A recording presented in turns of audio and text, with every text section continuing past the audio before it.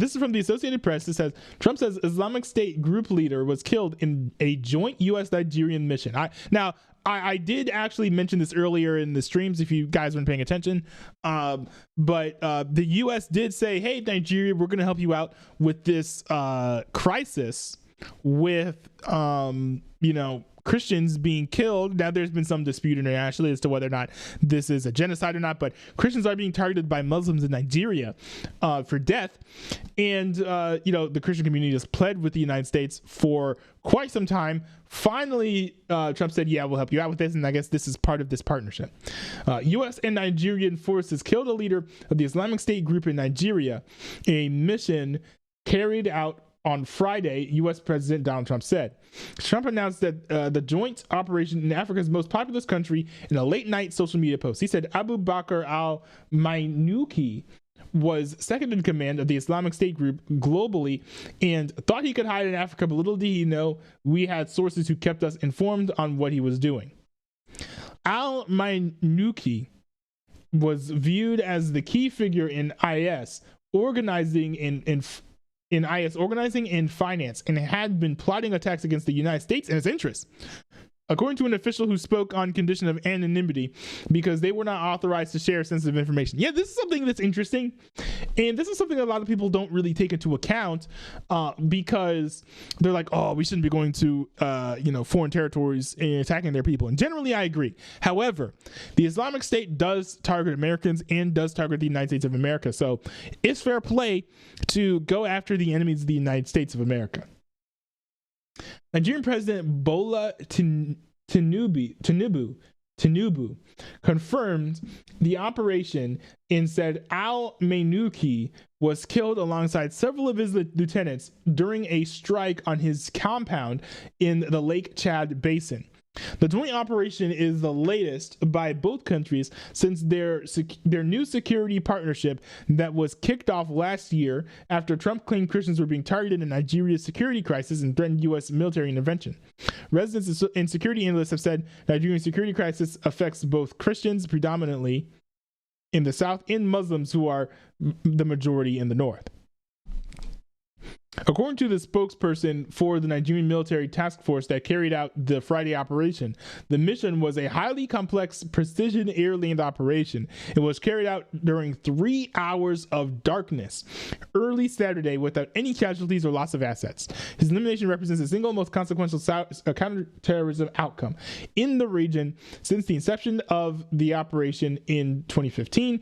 Sani Uba, the spokesperson of the task force, said in a statement. United Nations experts in their latest report said the IS had intensified efforts in West Africa, citing more than 500 attacks between January and October last year, which is crazy. Questions over al-Mainouki's exact status in IS. Born in Nigeria's Borno province in 1982, actually, you know what? I don't know if we care as much about the backstory, but let's skip down to this section here. U.S. and Nigeria step up joint operations. The Nigerian military said the operation was a result of recently formed U.S.-Nigeria partnership in intelligence sharing efforts. Somalia Uba, the military spokesperson, said in a statement that the operation has also disrupted a violent terrorist network that endangered Nigeria and the broader West African region. Nigeria has been battling multiple armed groups, including at least 2 affiliated with IS, as it has grappled with a multifaceted security crisis. IS affiliates in Africa have emerged as some of the continent's most active militant groups following the collapse of the so-called IS Caliphate in Syria and Iraq in 2017. The U.S. in February sent troops to the West African nation to help advise the military, and in March, the U.S. deployed drones there after Trump's allegations about Christians being targeted in Nigeria. The Friday night operation was the latest instance in a string of covert missions abroad that Trump has announced this year, starting with the stunning overnight raid in January to capture and remove Venezuela's then leader Nicolas Maduro and whisk him to the U.S. Followed 2 months later by the launch of strikes that kicked off the war with Iran. This was a pretty good article. Oh, we've got some comments here. I'll read a few of these comments. This is from JB1 Beko Bekor Pakam. I hope I'm reading that correctly. Great to see the greatest president defend this country from terrorists who have been killing Americans for nearly 50 years. Although the left doesn't care if Americans are killed as long as their favorite terrorist is safe. Most true Americans want a president who considers protection of American citizens number one. This is a bit dramatic. I think he's lathering up President Trump here a little bit. I do hear, though, that Africans love President Trump. So this person could be African. I would completely believe that. Jack Steiner from 2 hours ago said, "Are you real or just a bot repeating talking points? Because I can't understand how anyone would call the most corrupt president in modern history." Oh my goodness. Oh my god. Okay. I'll get through it. I believe in me. Okay, I'm gonna get through this. The greatest, and the idea that Democrats favor terrorists is absurd. I don't know where that came from. Democrats care deeply about the lives of our troops, and most Americans, regardless of parties, just want to afford groceries, healthcare, and basic necessities without draining their savings or cashing out their retirement. Okay, so yeah, what Democrat voters and what Democrat political leaders want are two different things. Kind of nailed it on what Democrat voters want.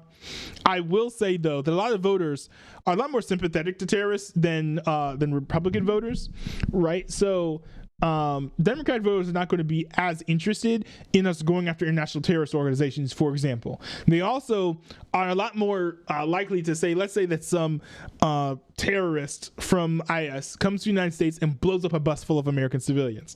They're more likely to be like, well, what did we do to make him mad, right? That's a more like Democrat coded way to respond to terrorism. But by and large, that's a little fringe, though. By and large, a lot of Democrats are still going to be mad that he did commit an act of terrorism, regardless. So my fellow Pelican said, "Wow, still mopping up after GWB's Iraq war. More radicalized MAGA kiddies need to be educated about the general Republican incompetence and dishonesty which has plagued the century to date." Which is an interesting take, but does this mean that we just allow the Islamic State to flourish until they attack us again? Right? So, true, we can be mopping up that mess, right? I'm not as well versed in that conflict. I wasn't necessarily conscious then, and I need to dig into the history of that. But it is entirely possible that we are dealing with those ramifications, but at the same time, it's a mess that needs to be cleaned up. Ludair said, "But Dondon obliterated ISIS in 2018. How many times can the same thing be defeated? As many times as we have won war against Iran." So this is actually a thing in Obama sort of obliterated ISIS as well. This is not the same. So, and you can tell by the way the article is written, this is the Islamic State, not ISIS. So ISIS was kind of a cell of IS that flourished and grew in Syria. So there are more cells. So this is essentially, consider this ISIN, not ISIS, ISIN, the Islamic State in Nigeria, right? So, different group. I think ISIS still exists, but they're greatly diminished by now because they're also a little decentralized too. And then last but not least, we have RGNR 487 saying, enjoying eternity with 72 raisins. They wish. But yeah, very good that, Trump is sort of coming to the aid of not just the Nigerian Christians, but specifically fighting a terrorist organization that has declared war on the United States of America and declares war and attacks America when they get the opportunity to do so, and they plan terrorist attacks against the United States. This is a win-win. I'm really glad that America is cooperating with the state of Nigeria, and I'm really looking forward to seeing more of these deaths because, these are the types of deaths you like to see in the world, the deaths of terrorist leaders and, militant terrorist organizations.